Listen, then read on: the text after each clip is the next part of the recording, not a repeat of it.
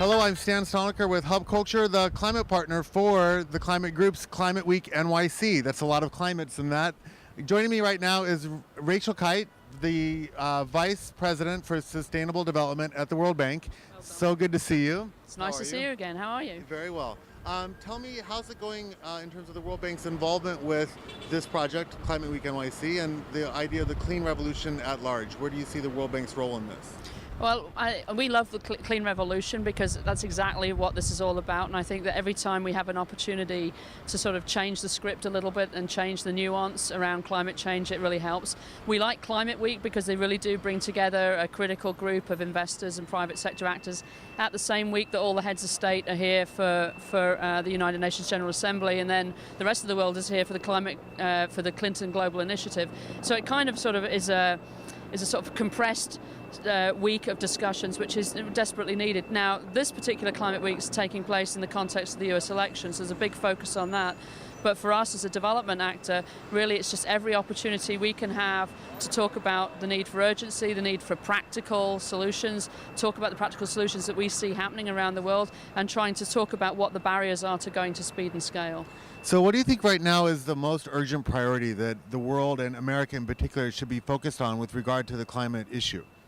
Well, I think in the US, there's a desperate need for a radical center.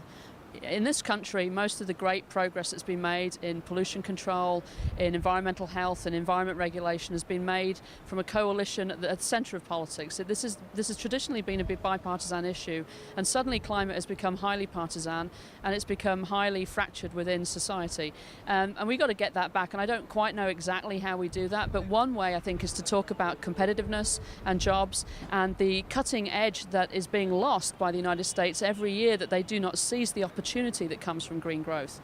Globally, I think that we need to start looking at taking away the things which are driving us in the wrong direction, removing the bad subsidies that neither work for green growth nor work for the poor. And so I see an increasing conversation at the level of ministries of finance and planning about how to actually reorient economies towards lower carbon growth or green growth. Right, and that's not just true in the United States, that's true everywhere around the world, right? Yeah. Because there's a lot of different issues in a lot of different places, but that efficiency argument in terms of deployment seems to be a universal theme. Yeah, so I think that whether you're a high-income country, a middle-income country, or a low-income country, there are things that you can do today that put your economy in a greater position to be competitive for a green economy going forward. So for low-income countries, there's a lot of investment in the new build that has to be done in a green way. For middle-income countries, it's about reorienting growth to make it more sustainable, making sure you don't have bad subsidies in place. And for high-income countries, it's about re-engineering. It's about taking the old building stock, just as New York has done, and making it greener. So that wherever you are in the spectrum of growth, you don't grow and then clean up tomorrow. You start re-engineering your growth now.